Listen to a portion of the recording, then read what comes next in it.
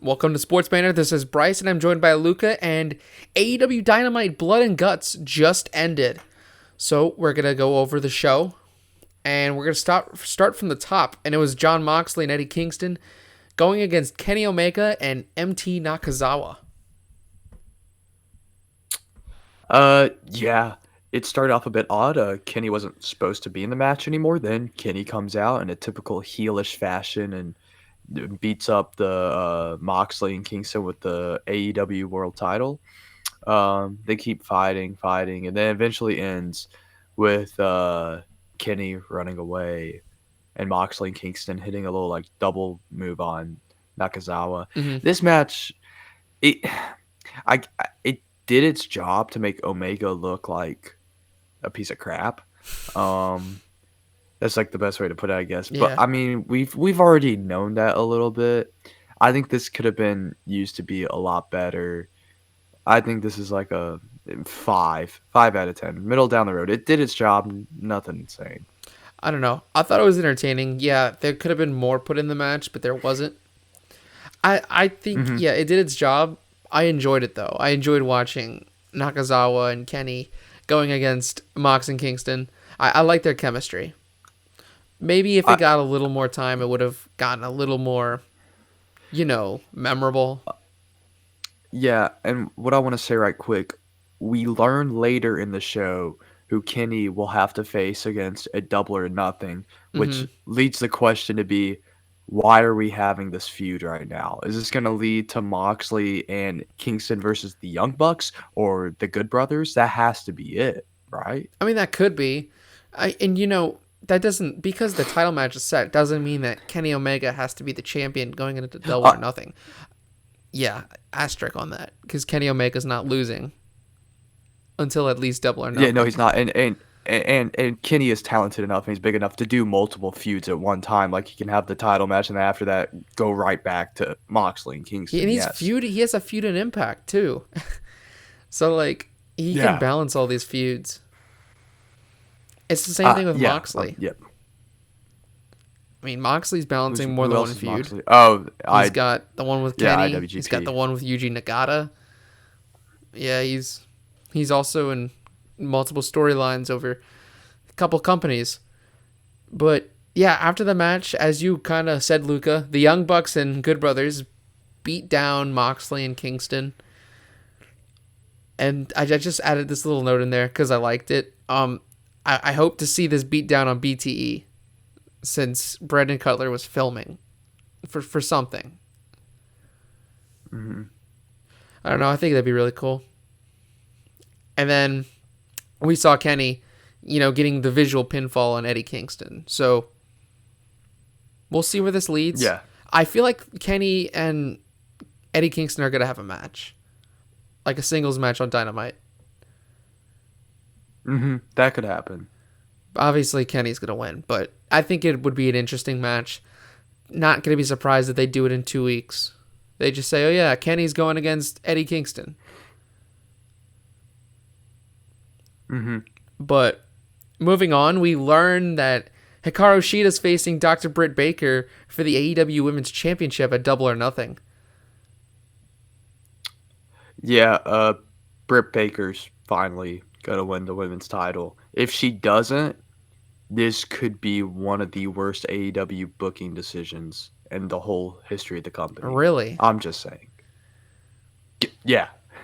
Because, I mean, Shida, she's had it for long enough. She's a good wrestler, but I don't find her that much of like an entertaining champion. Britt Baker's on a good win streak.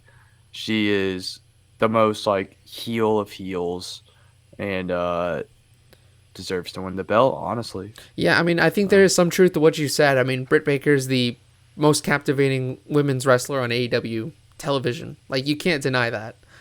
Yeah. I also don't like... Well, it's the fact that the women don't get enough time to begin with, and pair that with the fact that Hikaru Shida can kind of barely speak English. You can't really have a captivating character with her. That's true. I mean, I'm not trying to knock her here. I'm not trying to come off really rude. But if you are in a American company, then you might want to try to learn English. Oh well, she speaks English relatively well. Yeah, But I've heard her speak before. Oh, I thought you were just saying like she can't do like full promos. I thought she no, could. no, I no. don't know. I just think that it's a lot harder in an Yeah, American yeah, to get like company your point to across and stand stuff out. like that. Right. Yeah. But yeah, Well, I look at think someone like Shinsuke. Just to yeah, say, Shinsuke stood out.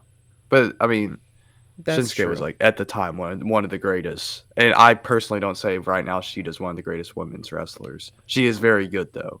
She is Yeah. very good. I think it's just the personality. That's the difference between Nakamura and Shida. Is that Yeah. Nakamura, he just has that personality of, being kind of an oddball, being a unique styled Mm-hmm. wrestler. I don't know. Shida doesn't really come off as like unique. That's just how I feel about Yeah. that. All right, moving on to our next match. We got Cody Rhodes going one-on-one with QT Marshall. Yeah, so this match really surprised me. I thought it was gonna be like a Cody, like almost a squash match, but like it makes sense that it wasn't. They both have beef with each other. This is the best QT Marshall match I've seen in my life. To be fair, I've only seen like I don't know a handful of matches that he's been in, but he was really really good. Um, Cody Rhodes does get the win, which is fine. Yeah. I thought it was a solid match. I would say like a for a TV match, this was probably like a 7. I thought it was really good, yeah. Yeah, people complain about Cody winning, and I just don't understand the hate. I don't he loses a lot. I don't think he doesn't win every match. I've seen him lose a lot in AEW. Yeah, I know. I feel like it's true to a certain extent that Cody wins a lot of the big matches, especially on Dynamite. But it's like it makes sense. I mean, and it's not like QT Marshall got squashed, as you said. Would I like QT Marshall to have a little bit more offense against Cody? Yes, but the fact that they had QT kick out of the crossroads, that kind of raised my eyebrow a bit in a good way. Yeah. Like I Yeah. can understand, like wow, this is someone who's worked with Cody for a while, so like of course he's more familiar with the crossroads. Like thinking about it, kayfabe wise, it makes sense. And also, I just wanted to add at the end of the match with the blood gushing out of Cody's eye as he was hitting the figure 4. That just looked badass. I know I it agree. definitely wasn't Very. planned, but it definitely made Cody seem so much tougher. And then after the match, you know, Anthony Ogogo gut punch. The yeah. Okay, call me crazy, but the more I see this happen, that the less I'm disgusted by it. Like I'm becoming more okay with it. It's no comment. Just It's no not as comment. stupid as I thought it was before. It makes sense to me now. Just It's just like a never have him. Big Show knockout punch. Yeah, and I didn't have too much of a problem with that. Yeah. It's yeah, just don't have someone don't have a go-go win by referee stoppage ever again. Don't do that. But I can deal with the gut punch being a finisher for Anthony Ogogo. On to the next segment. Scorpio Sky and Ethan Page had two really good promos. And I loved Ethan's Page's part about bringing up Darby Allin's injury history. Yeah. I thought they were solid promos. Did its job. Guessing we're getting a tag team match between those two and Sting and Darby. Not sure when. Might be at the pay-per-view. Which would be Ooh, a bit odd. We have a Sting and Darby pay-per-view tag team match again. But it could happen. no. I think that's perfectly like reasonable. And you also got It me could thinking about next What? week, the TNT Championship. You're making me think it's gonna happen Darby now loses, yeah. to set up a Oh, tag match. yeah, it should have look a lot like the Britt Baker one, but I think at a lesser extent. Miro is a very, very good wrestler. He's like really good. I don't think people like the general public realize how good Rusev / Miro really is. At least to me, he's really, really good. The Darby match will be insane, and I think he should win the belt. Darby's had a great run. Hmm. Um, so and But going back to this possible tag match, I really want this to happen because I want to see more of Ethan Page. I don't know him Yeah. that well, and he seems very intriguing to me. So I was thinking before Miro was announced as Darby's opponent next week, I was thinking I want to see a match between Ethan Page and Darby Allin, 1-on-1. I yeah, think they that could would be definitely good. have a killer match. But I mean, hey, props to Darby for taking the spot of getting thrown down the stairs. Yeah, that looks like it hurt. I know he was selling it, but I mean, that's like concrete. That hurts. That doesn't matter how good you are at like covering yourself or whatever. Right. That had to hurt a little bit. Darby's a maniac. That's true.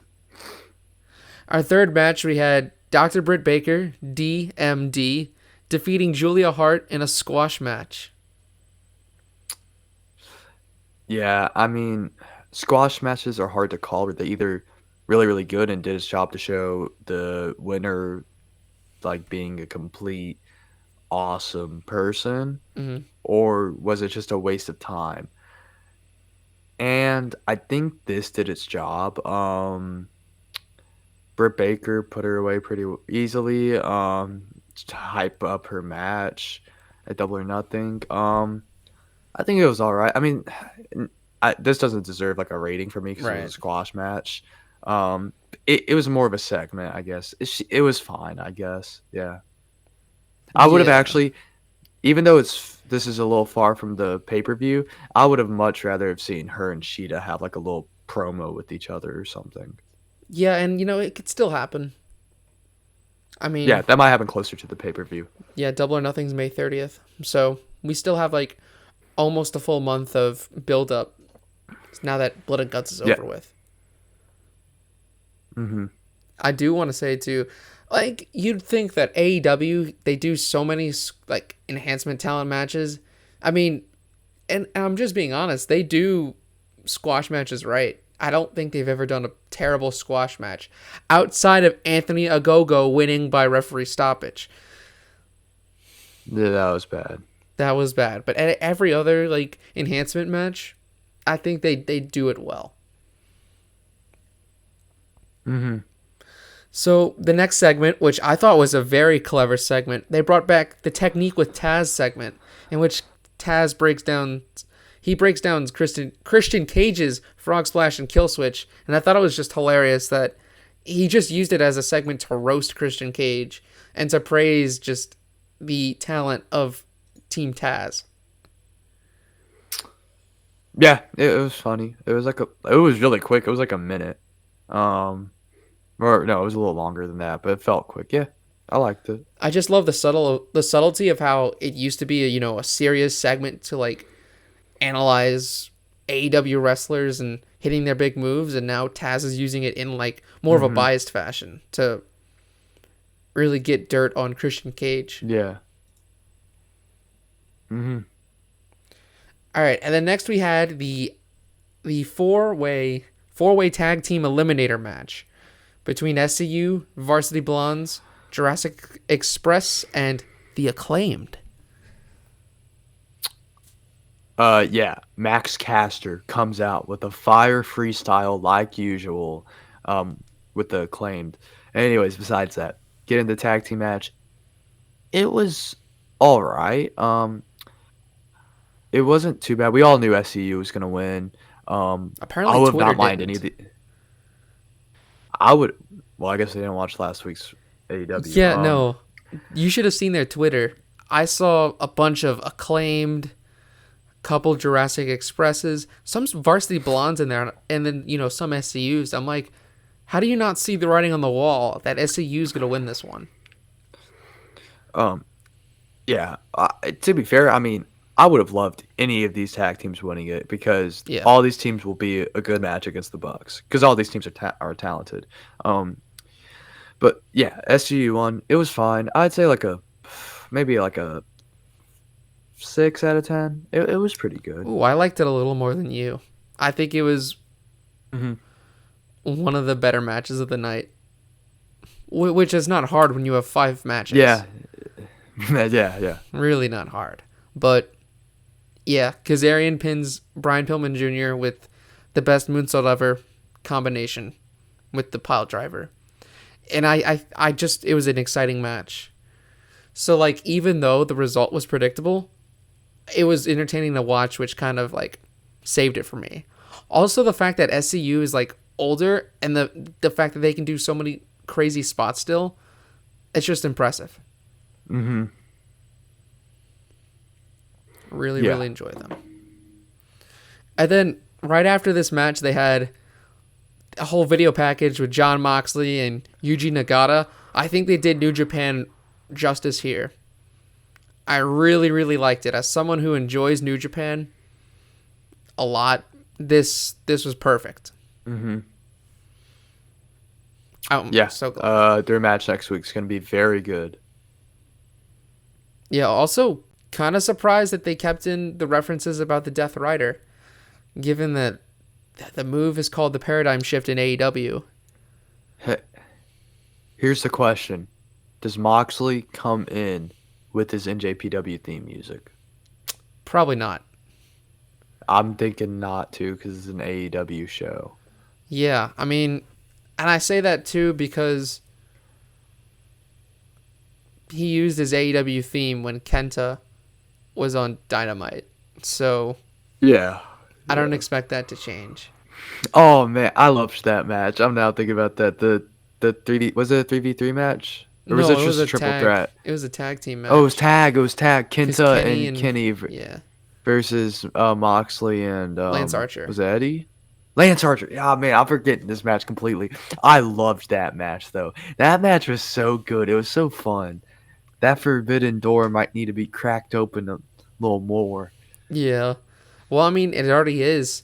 I mean, this Thursday, tomorrow night, El Phantasmo from New Japan's going to be on Impact. So I'm excited. I don't watch Impact. I will say that out loud. But you know, FinJuice is the Impact World Tag Team Champions. So, like, the Forbidden Door is already open. Oh yeah, no, it's been. I wanted to be a little more open at AEW, but yeah. I'm probably gonna watch Impact tomorrow because of El Phantasmo. Nice. Not gonna lie. Watch Impact because of Ace Austin, one of the best young dudes out there right now. He's a beast. Yeah. So. Anyways. Yeah. Next segment is Kenny Omega, and I missed a good amount of this segment. Between Omega talking and Orange Cassidy coming out, I know it's going to be the winner of Pac, number 2 ranked Pac, and number 1 ranked Orange Cassidy in a match next week. And I don't know how you felt about this, Luca, but I liked the confrontation between Omega and Orange Cassidy. I liked the confrontation, but I felt like the whole little... Okay, so we had this segment, and then I know we'll get into it, but then we had Miro come out. Yeah. I felt like the whole thing was them basically just trying to waste time. That's how I sort of saw it. Oh, yeah. I totally agree with that. But it wasn't bad necessarily. It's sort of reminiscent of WrestleMania when they were wasting time with the shoot promos. Like, they were wasting time, obviously, but it was sort of a good waste of time. I think we're going to see Orange Cassidy somehow beat Pac. And Orange Cassidy gets killed by Kenny Omega. That's probably what's going to happen. And there's nothing wrong with that. I think it will be a fun match. But Pac versus Kenny Omega 2 or 2 in AEW. I don't know if they've wrestled outside of AEW. That match could be a match of the year contender. Like that would be, because their last match was very, very good in my opinion. But we'll see Orange Cassidy versus Kenny Omega at Double or Nothing. Yeah. I mean, looking at this matchup next week, I know I wasn't going to get to it until the end of the video, but this is actually the second match between Pac and Orange Cassidy in AEW. Because if you think back, the first really breakout performance from Orange Cassidy was against Pac at AEW Revolution 2020. Yep. So I think that this is going to be... There's a lot of history in this match. And for their first match, Pac won. I think that next week, Orange Cassidy gets his revenge. Gets the W. And faces Omega. And I don't know how it's going to end up at Double or Nothing. I don't think it's going to be like complete killing. But I think that Omega is going to win. I think it's gonna be an 11-minute match, something like that. Oh, I don't know because is I that don't really know going to be either. your main event? An 11-minute match? No, whoa. I know it's Kenny, but Sheeta versus Britt Baker, that could be a main I event. don't think it's going to go last. Nah, That's just how I see dang. it. Respect for the women. Respect. Yeah, I do no, I have probably. respect for the women, but I'm gonna make myself sound horrible here. You do more than me, at least the AEW women's division. But yeah, yeah. But no, okay. Back to your point before about the wasting of time.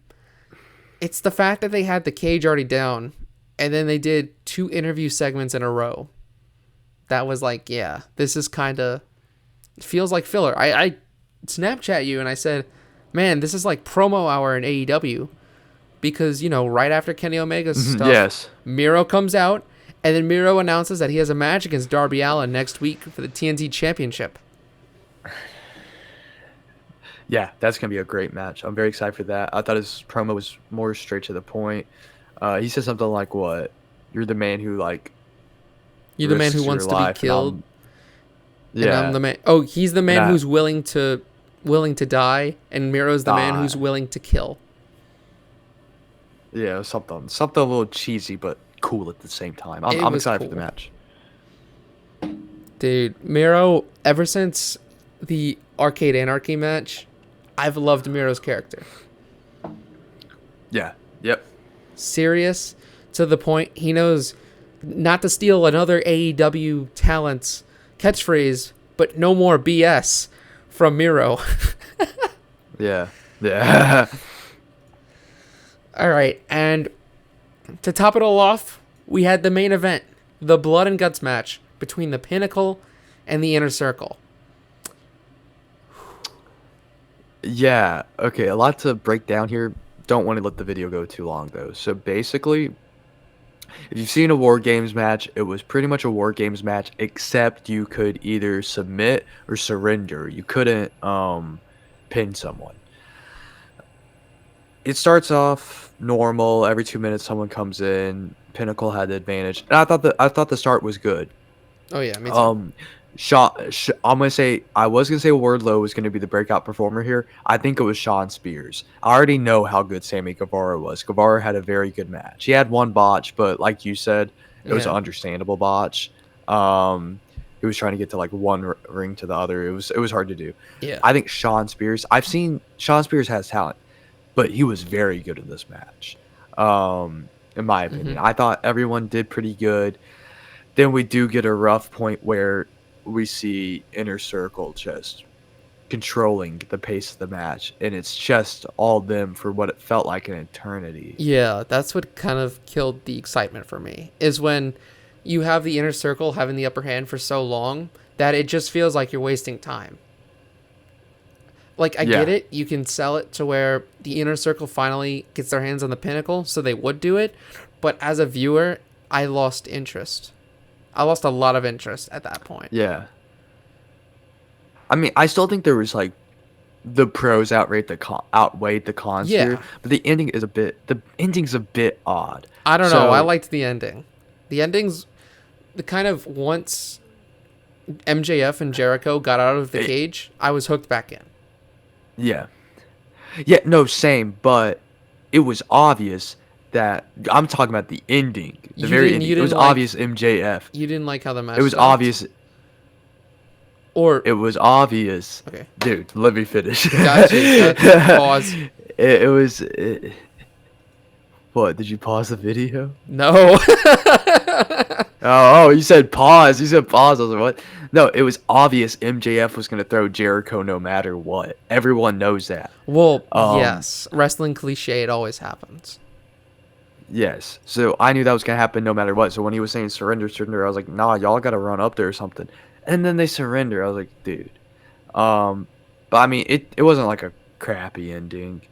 I called Pinnacle winning though. Got that right. I don't know. It was like a 7 for me. I enjoyed it. Yeah, it was a really good match. Just I like the amount of violence in this match. It was to be expected, but it was also brutal kind of to watch. Man, it felt like Yeah. what's his name? Cash Wheeler. Cash Wheeler was busted open for like more than half of the match. Yeah, him and Him and that Dax. Cash. Yeah, they were both busted open, and no one else was. Oh, Which was MJF. MJF was. How did MJF get busted open? I don't remember it. I I don't know either. Do they Hey, blame on Jericho. AEW? Yeah, yes. Jericho got Yes. busted open by the Dynamite Diamond Ring. Yeah, I don't know how he was starting to bleed so much from that thing, but And I think that one it's was wrestling. It's planned. wrestling. Yeah, it's definitely planned. But I think one of the FTR dudes was definitely not planned, or either both of them were not planned. Yeah. I think that happened. I But yeah, no, it was fun, but I think there could have been room to improve if they do a match like this again. So something that I threw together at the last second, I was looking at like, when you watch the Super Bowl, you're like, who is the MVP of the Super Bowl? So like I looked at like both sides and I picked an MVP from both factions. And for the inner circle, I put Sammy Guevara. The fact that this was his first match since February, and outside of the one botch, he looked phenomenal. And he really looked like he hadn't lost a step in the ring. Mm-hmm. Do you have do you think, off the top of your head, who is your like MVP of the inner circle? The inner circle, yeah, Sammy Guevara.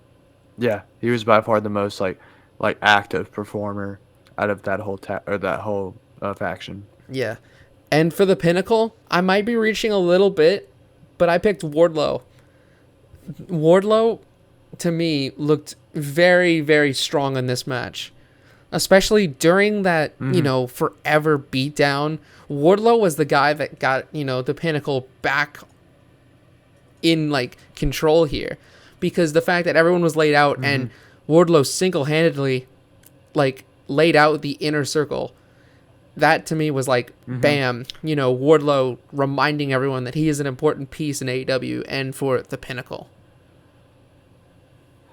Yeah, no, I thought Wardlow was good, but I'm gonna stick with Shawn Spears. Yeah, he did a lot in the start of the match, and he just impressed me a lot. Yeah. I really enjoyed his stuff in the And then, squared circle. Just not discrediting anyone in this match. Like, everyone had an important part to play, and they did it extremely well. It's just, those are like, our three people that we thought stood out like the most. Besides the obvious, MJF. I mean, come on. The ending was all about MJF. Yeah, definitely. So, some matches for next week that we didn't talk about, or some things that happening next week that we didn't talk about. SCU versus the Young Bucks. Oh, I don't know what's gonna happen with that.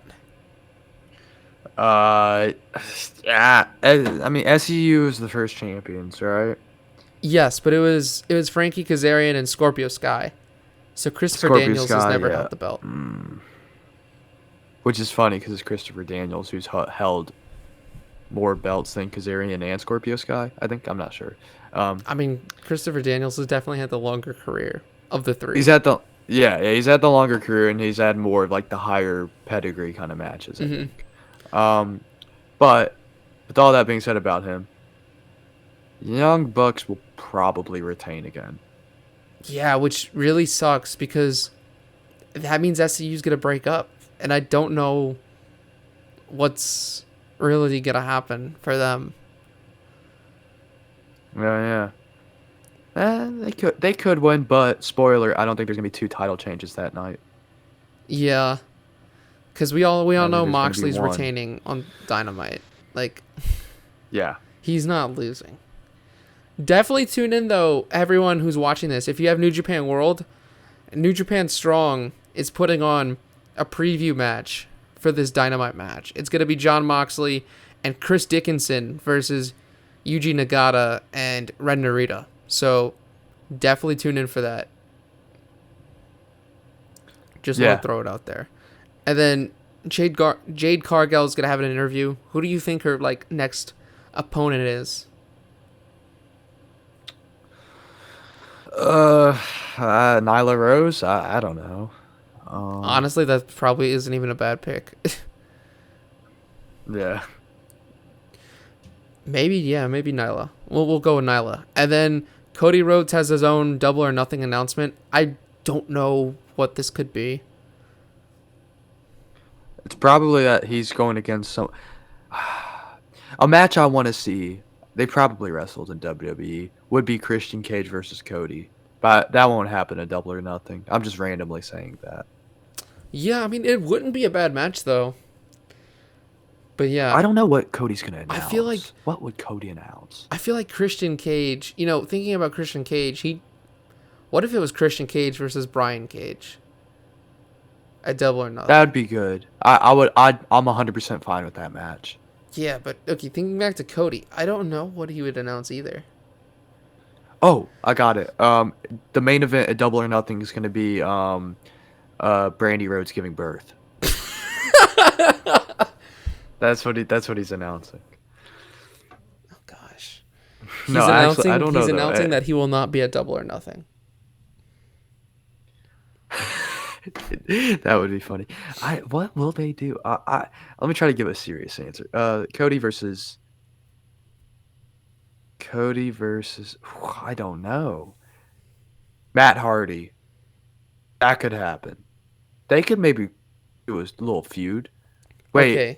never mind. Wait. Isn't the Hardy compound feuding with the Dark Order? The Dark Order. Yeah. I was thinking for some reason, what if it was Cody versus Hangman? That'd be great. That'd be great awesome. In the future. Man. Not now. That would be a great title match he can't ever go for the AEW belt again, so I don't know. That all remains to be seen, but we've just reached the 30-minute mark, so we're going to head out. Ladies and gentlemen, if you enjoyed this video, like, comment, and subscribe. Come back next week for what's going to be an exciting AEW Dynamite review, because we would have had 3 title matches and so much more happening on AEW Dynamite. So, until next week, see y'all in the next video.